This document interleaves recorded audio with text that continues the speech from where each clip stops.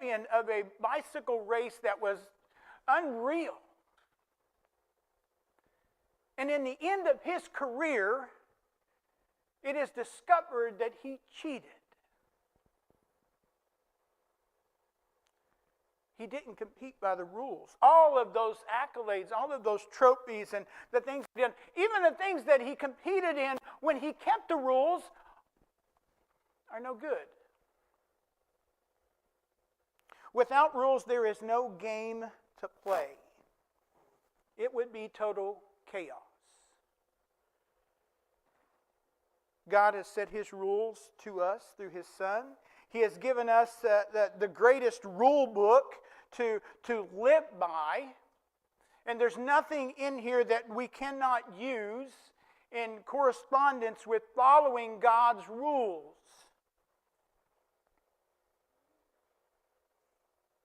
Paul wrote to Timothy in the first book,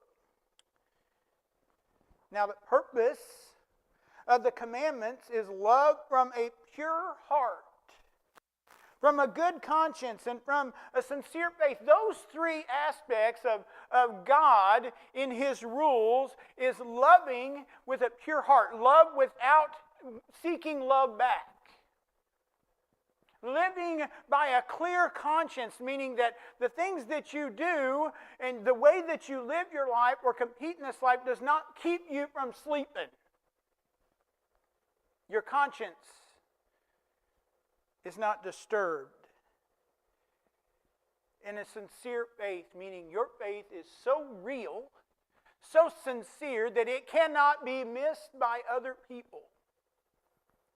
Cannot be missed. When they see you, they know your faith. That's a lot to ask for in a rule.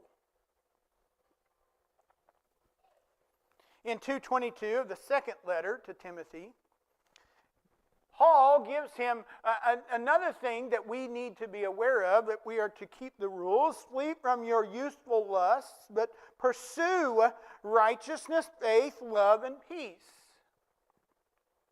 Flee. The rules say that there are things that are evil. Do not go toward them, but flee from them and pursue. Chase after. Chase after faith. Chase after true love and peace. With those who call on the Lord out of a pure heart. We know that faith comes from hearing. Hearing the rules and playing by them. So the first part of our game plan is we must know the rules of the game.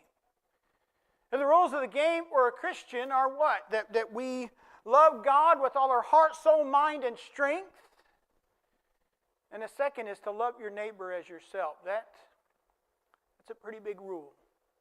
And it encompasses a lot of other great things to follow. Secondly, we must be properly equipped. It is very interesting that there is not a player on either one of those teams that's not going to walk out on that field without a helmet on and play without a helmet. What would be the consequence of playing without a helmet? First of all, you'd be disqualified.